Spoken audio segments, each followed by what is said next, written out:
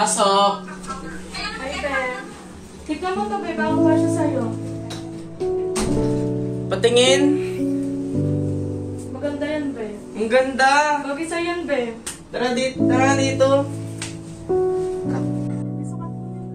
Ay, sige na nga.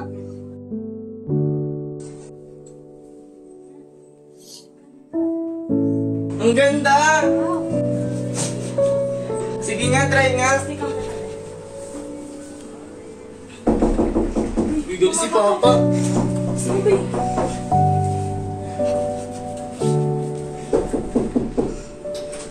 Uy, kaya, tagal.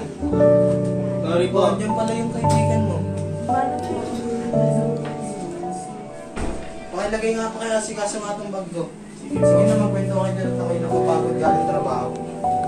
Papahinga na ako ha. Huwag kayong magpapagabi. Ay, huwag kang magpapagabi ha. Sige pa.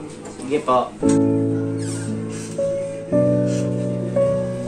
Sige, nagpapahinga na si Papa. Ba't hindi ka nakita ng papa mo? Sige, Be. Okay na ako, Be.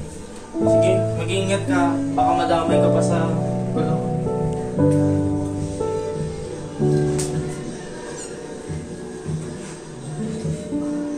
Mga be, paano kaya masasabi sa mga magulang ko na Becky ako? Ay nako, Be, kung ako sa'yo aamin ako, mali, matanggapin ka pa.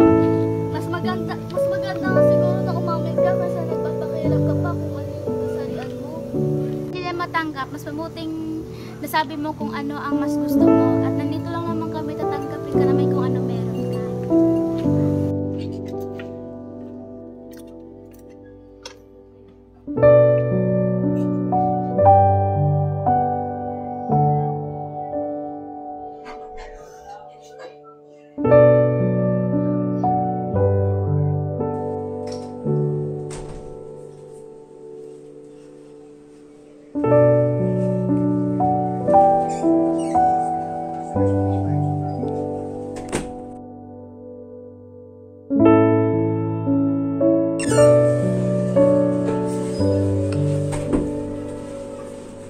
Paalis na po ako. Sige anak, mag-ingat ka.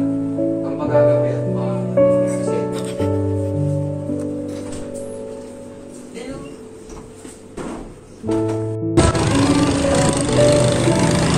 Ay, di, kamusta ka na? Okay lang naman. Gumamit ka na ba sa pin? Bakit? Nakabahan lang ako. Bye-bye! Ingat! Ingat yun!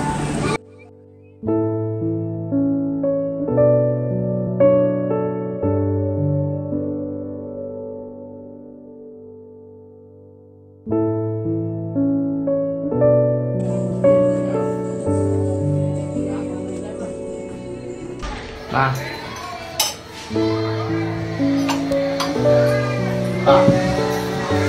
Nak, kamusta klase? Okay naman po. Sige na, sumabay ka na sa mga kuya mo kumain. Nakatapos ko na kumain. Bilis lang po.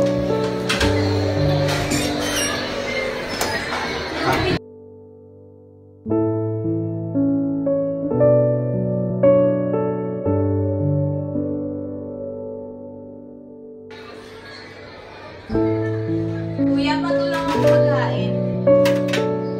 Sige, mapupunta na.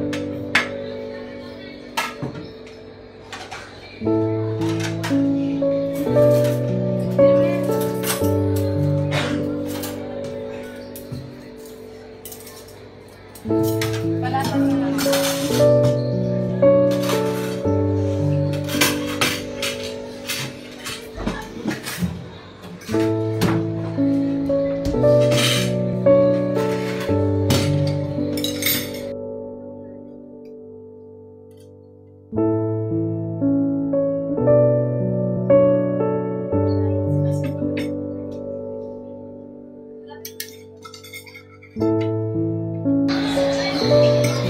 Nga pala anak, mag-training ka sa ano ha. Sinasabi sa akin ng Tito Marco mo, mag-training ka ng basketball para ano, lumakas ka, tumigas ha.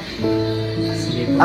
Mag-inom na kami ni ano, ni Paring Monmon, tas ni Tito Marco, may pag-uusapan na kami sa atin. Sige po.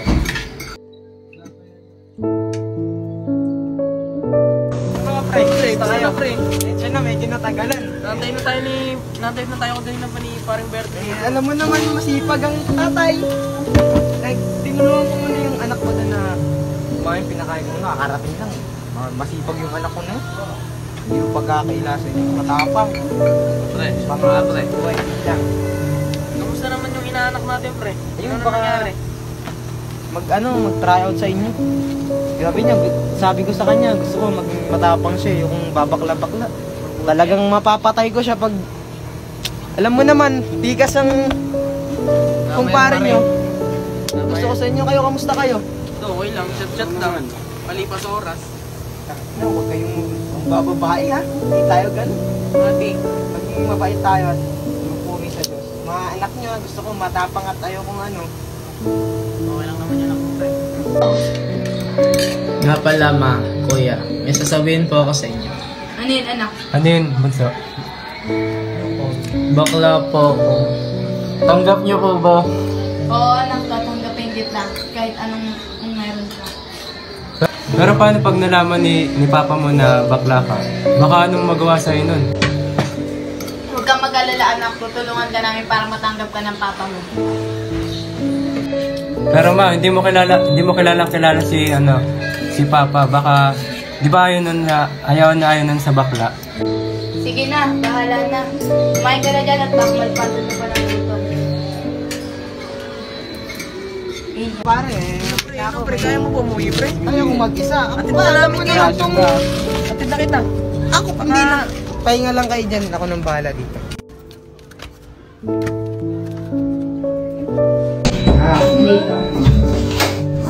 Lunga mo akong makapo. Yung pa, lasing ka na naman pa. After me, Naparami ang inom ng papa mo. Na oras na ba? Carlo! Pa! Matigas yung anak at napaka-cute. Ano, kamusta ang pag-aaral natin? Ano? Okay lang naman po. Ayan, pagbuti. Nga pala pa. Ano May yan? sasabihin lang po. Bakla po. Ano? Hindi ba't sabi ko, ayoko ng bakla? Ha? Ayoko? Ano na naman nangyayari dyan? Di ba't ayoko ng bakla sa pamilyang to? Ano Nangaral ko sa nangyayari inyo, dyan? papatay ko kayo kapag naging bakla kayo, di ba? Sabi ko sa inyo na ayokong bakla dito. Bata pa lang pinangaral ko na sa inyo. Na ayoko ng bakla dito sa pamamahay nito dahil mapapatay ko kayo. Ano na naman inaano mo sa bata? Ayoko ng bakla, palayasin mo yan dito. Bakit mo papalayasin? Ayun yung gusto niya eh. Ito. Pabayaan mo kung ano gusto niya. Hindi, magkakatalo-talo tayo lahat. Anong ginagawa mo? Mas mabuti pang lumayas na ako dito. Lagi na lang yung bata yung nakikita mo. Palayasin mo yan. Diba? Palayasin mo yan. Palayasin mo muna ako. Lumayas ka. Anak! Lumayas ka. Ayaw kita sa pamamahay ko.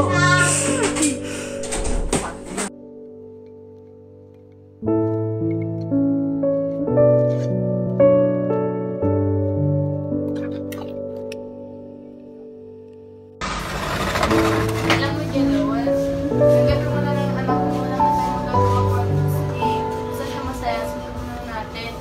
Ngayon, hindi mo na alam kung nasaan yung anak mo, naglayas. Hanapin mo yun, pauwi mo dito. Nagsisisihan ko mga ginawa ko.